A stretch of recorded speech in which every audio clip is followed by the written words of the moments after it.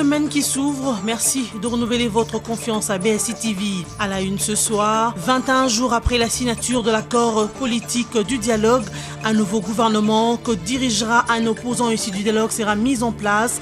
Et ce que prévoit le texte en cours d'adoption à la plénière du dialogue ce lundi 17 octobre qui se poursuit à huis clos à la Cité de l'Union africaine. Sécurité, les habitants de Béni et Butembo veulent s'auto-sécuriser face aux rebelles des ADF. Une situation qui les a mis face aux forces de l'ordre du Nord Kivu chargées de les sécuriser, mais la situation a vite dégénéré. 5 morts et des blessés ont été enregistrés. Enfin, présidentiel aux États-Unis d'Amérique, Donald Trump continue à s'enfoncer dans les accusations. Cette fois-ci, ce sont les médias qu'il qualifie de corrompus, de vouloir truquer le scrutin en faveur de son challenger, Hillary Clinton.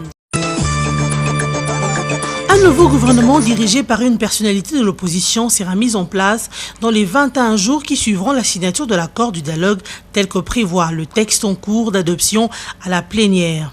Le dialogue s'est aussi accordé sur la tenue de la présidentielle et des législatives en avril 2018 avec une évaluation préalable de faisabilité. L'accord politique sanctionnant ce forum reste ouvert à toute autre partie adhérent à ces dispositions. Les travaux de ce qui s'annonce comme la dernière plénière du forum politique et inclusif se poursuivent à huis clos à la Cité de l'Union africaine jusqu'à 18h de ce lundi. C'est ce lundi que la Cour constitutionnelle doit statuer sur la requête introduite par la CENI portant au report de la convocation du scrutin pour les élections présidentielles. Malgré l'absence de 4 juges, en l'occurrence Vundwawe, Banyaku, Wasenda et Sambo, la Cour a siégé. Selon Benoît Luamba Bindu, la majorité requise d'après la participation est d'une portion de 5 juges. Juste après la lecture du rapport de la requête, la Cour constitutionnelle a invité le président de la CENI, Corneille Nangaa, pour faire ses observations éventuelles.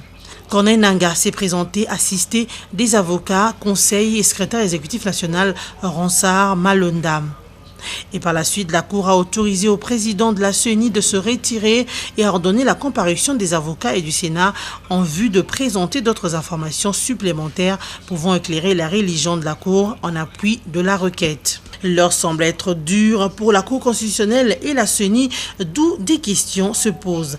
Est-ce un complot des juges absents à cette audience? Ne voulons pas un climat de paix pour la RDC au regard de l'article 90 de la loi du 15 octobre 2013, parlons de 9 juges membres sauf empêchement de 2 dûment constatés.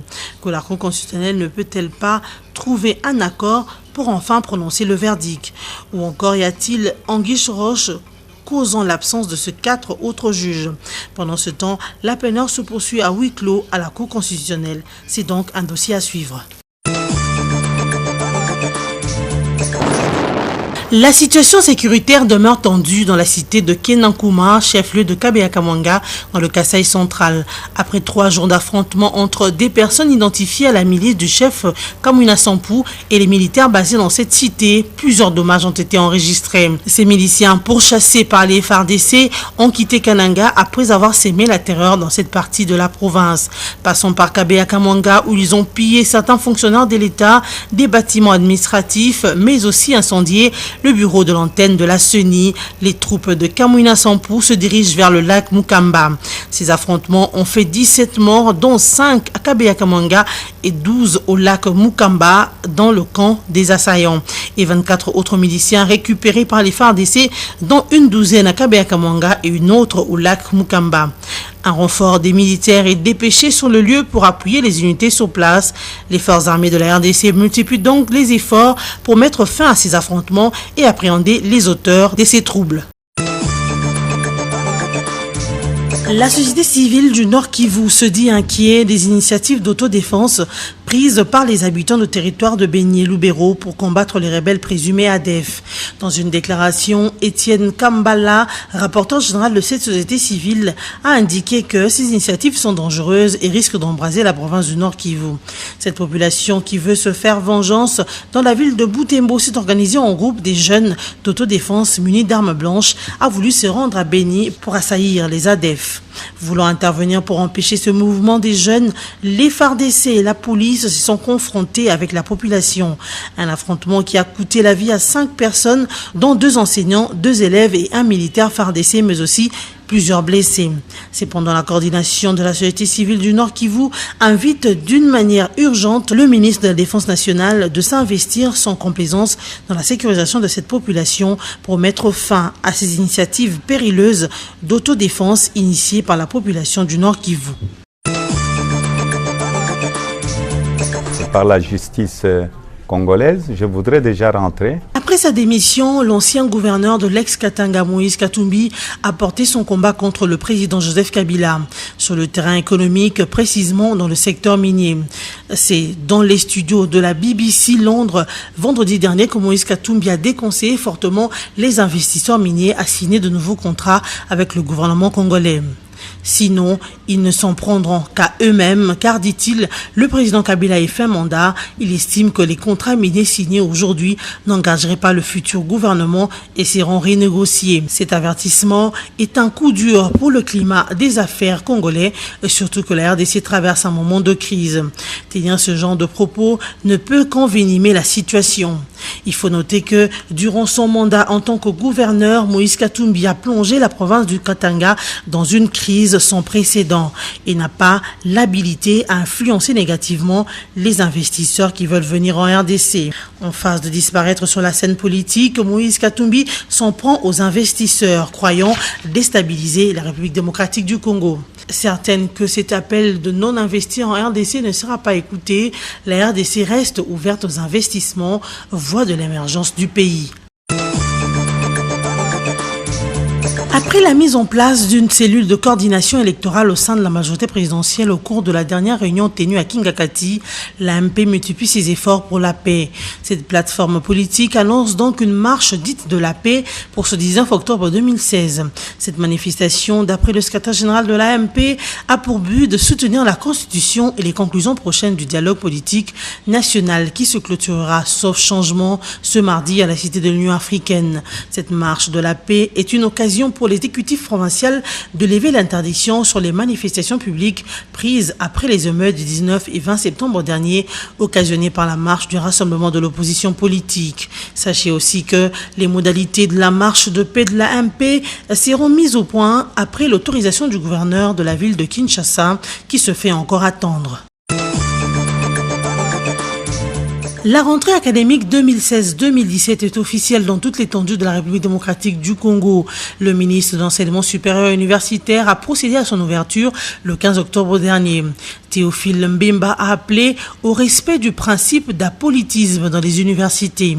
Il a également plaidé pour que les universités restent en dehors de toute idéologie partisane. Cet appel fait suite aux émeutes du 19 et 20 septembre dernier et ont causé plusieurs morts, mais aussi à la prévision de manifestations de la MP pour une marche de paix et de l'opposition pour une ville morte le 19 octobre 2016. Dans sa déclaration à Kisangani, où l'ouverture de la nouvelle année académique a eu lieu, le ministre de l'ESU a parlé en ce terme. L'université est un monde libre et de la pensée, donc l'on sous-entend qu'elle a besoin de demeurer en dehors de tout courant et mouvement politique afin de laisser à l'esprit sa liberté d'analyse, et aussi que les membres du comité de gestion des universités devraient veiller à ce que le respect de ce principe d'apolitisme dans leurs institutions soit respecté. De cette année académique dans sa phase active pour préparer les institutions de l'ESU à devenir un véritable vecteur et moteur de la croissance pour l'émergence de notre pays. Il est de noter que pour l'émergence de la RDC à certains horizons, il faudrait que l'on puisse préparer activement les institutions de l'enseignement supérieur universitaire à devenir un véritable vecteur et moteur de croissance. Les associations et ONG multiplient les appels à la paix dans le pôle sud de Brazzaville, où au moins une vingtaine de personnes ont péri et 10 000 autres ont été déplacées dans la région du pôle ces derniers temps.